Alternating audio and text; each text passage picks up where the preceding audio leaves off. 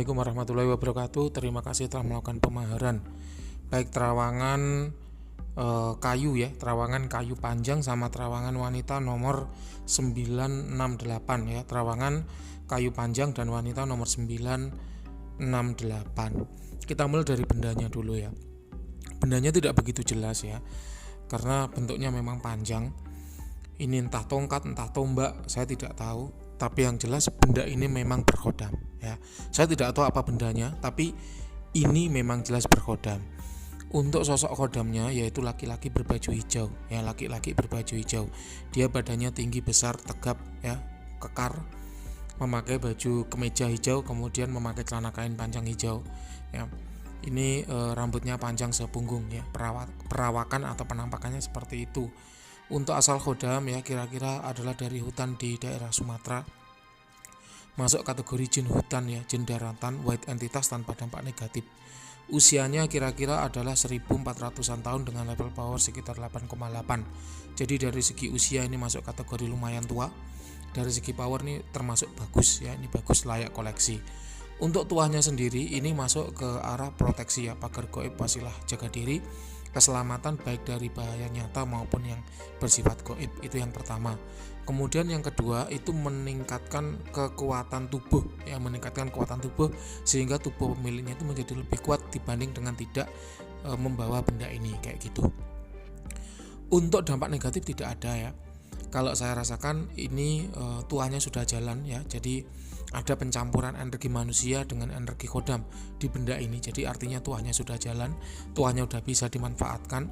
Kalau Anda tanya ke saya, Mbah gimana cara pakainya?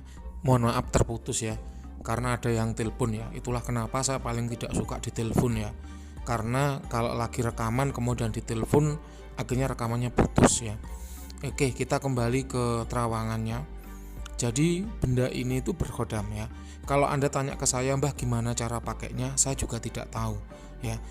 Maka lebih baik jika Anda tanyakan ke orang yang memberi benda ini atau orang tempat Anda membeli benda ini. Jadi kalau buat saya punya prinsip, yaitu saya tidak mau melangkahi praktisi lain. Jadi kalau Anda tanya ke saya bagaimana cara pakai, maka saya tidak akan mau menjawab, karena itu adalah tugas praktisi yang membuat benda ini, atau tugas praktisi yang menjual benda ini, atau orang yang memberi Anda benda ini, kayak gitu. Jadi saya tidak akan mau melangkahi orang lain karena ndak ilok atau ndak bagus ya, kayak gitu. Jadi ini tuanya sudah jalan, silahkan Anda eksplorasi sendiri bagaimana cara pakainya sehingga tuahnya bisa berjalan dengan maksimal kayak gitu. Kalau Anda mau melihat ya tata cara penggunaan azimat berkhodam yang biasa saya pakai, biasa saya ya Padepokan Sengkelat pakai, itu ada di channel Jejak Mistis dengan judul tata cara penggunaan azimat berkhodam. Yaitu bisa Anda tonton, siapa tahu dengan menerapkan tata cara yang biasanya saya pakai, tuah dari benda ini bisa lebih maksimal lagi kayak gitu ya.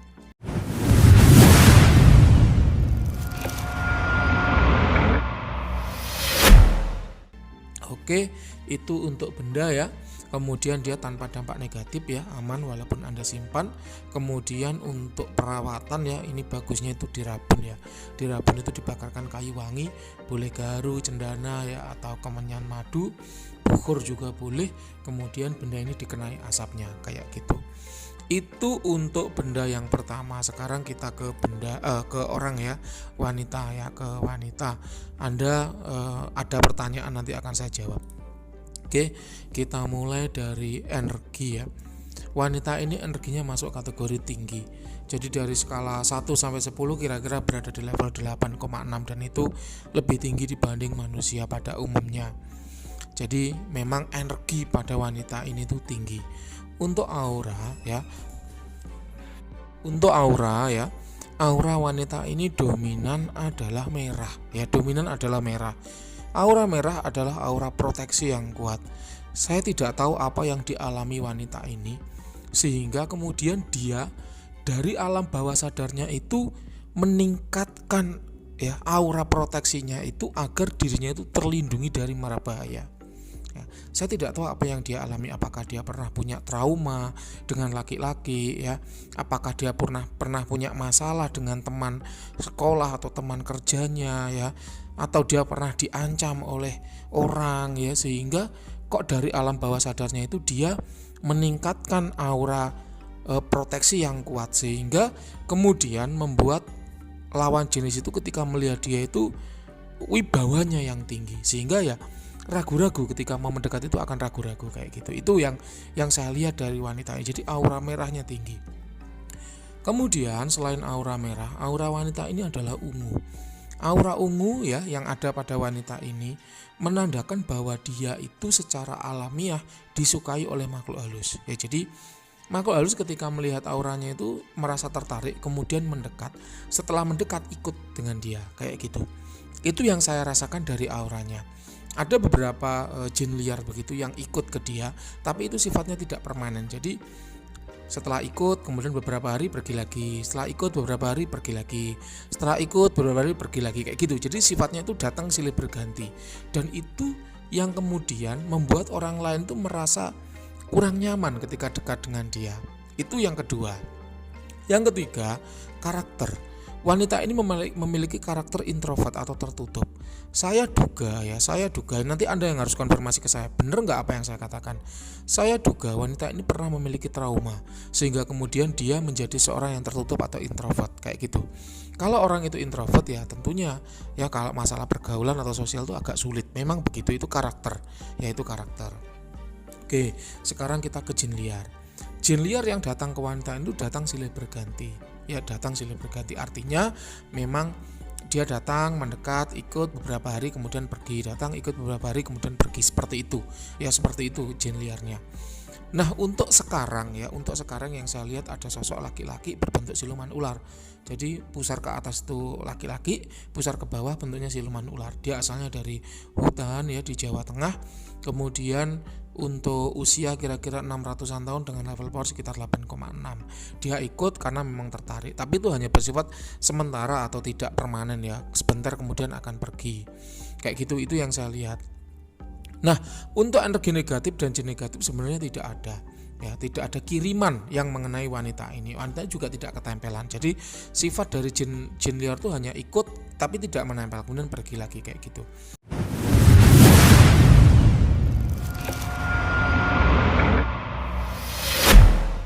Nah, saya tadi katakan bahwa tidak ada energi negatif dan jin negatif yang kiriman, tapi saya menangkap ada energi negatif yang memang dikembangkan oleh wanita ini. Artinya energi negatif itu menyelimuti dirinya karena memang pengaruh pikirannya sendiri. Jadi itulah kenapa mohon maaf bukan Sarah, kalau orang muslim itu selalu dianjurkan untuk husnudzon atau positive thinking ya, berbaik sangka. Kenapa? Karena dengan berbaik sangka maka akan mengikis energi negatif yang menempel di badan.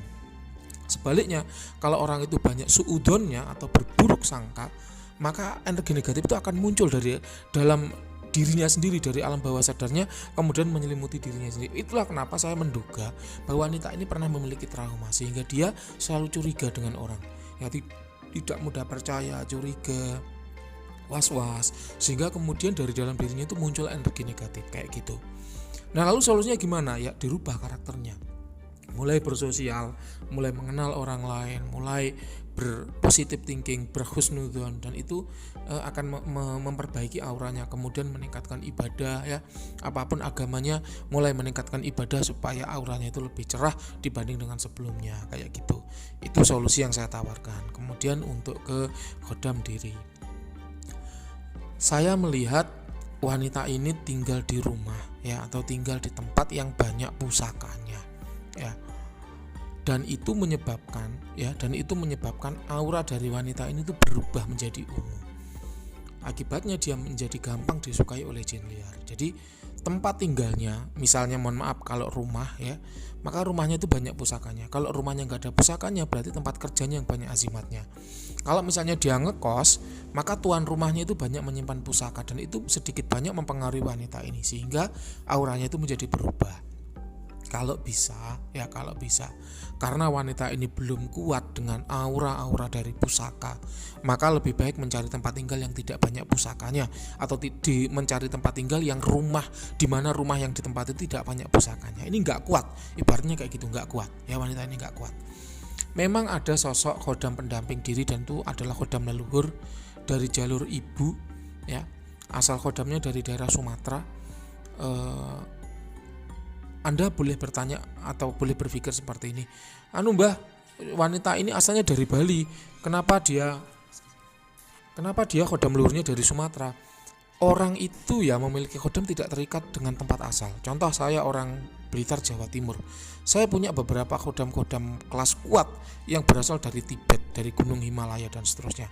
Ketika nanti saya meninggal, khodam-khodam itu saya wariskan ke anak cucu saya, maka akan ada anak cucu saya yang orang Blitar, Jawa Timur, ya, tapi punya khodam asli Tibet, kayak gitu. Jadi jangan dikira bahwa khodam itu terikat dengan tempat tinggal, enggak ya. Dia bisa terlepas dari tempat tinggal. Jadi asal khodamnya dari Sumatera masuk kategori jin hutan, ya.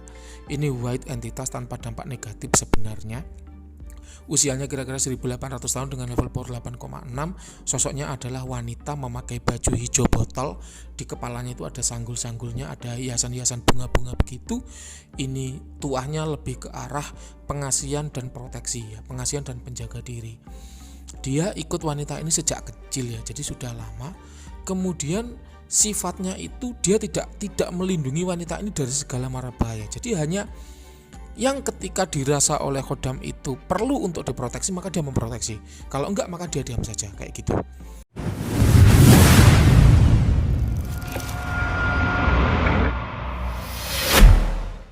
Sifat dari khodam ini seperti itu. Dia tanpa dampak negatif, ya. Kemudian tidak perlu dirawat, ya, karena memang dia khodam leluhur. Kemudian khodam hasil pengisian tidak ada, ya, tidak ada. Oke, kira-kira itu yang bisa saya baca dari orang ini. Kemudian kalau Anda tanya, ya mohon maaf, adik saya sudah 30 tahun masih susah jodoh. Karena itu tadi beberapa hal sudah saya sampaikan, ya, mulai dari aura, karakter diri, kemudian adanya pengaruh traumatik, kemudian yang berikutnya adalah penampilan, ya, penampilan. Bagaimanapun juga wanita itu dilihat dari penampilan. Mohon maaf, ya, cinta itu katanya datang dari mata turun ke hati. Oleh karena itu penampilan dari seorang wanita itu sangat perlu dijaga. Itu yang pertama. Yang kedua, karakter. Ya, karakter, tidak hanya penampilan tapi karakter itu juga perlu dijaga, bagaimana supaya tetap baik dan menarik di mata orang lain. Nah, kalau Anda susah jodoh, Anda bisa meningkatkan sisi ibadah, ya, berdoa, ya, banyak meminta kepada Tuhan. Kenapa? Karena jodoh itu ada di tangan Tuhan, tinggal kita memintanya, kayak gitu. Tidak perlu Anda datang ke banyak dukun. Kenapa? Karena itu hanya akan memperburuk kondisi wanita ini. Berbanyak ibadah, minta kepada Tuhan. Kalau Anda muslim, maka minta di sepertiga malam terakhir agar didatangkan jodoh yang baik untuk wanita ini, kayak gitu, ya. Itu yang bisa saya sampaikan, ya. Terima kasih. Silakan kalau ada yang kurang jelas boleh ditanyakan. Selamat malam.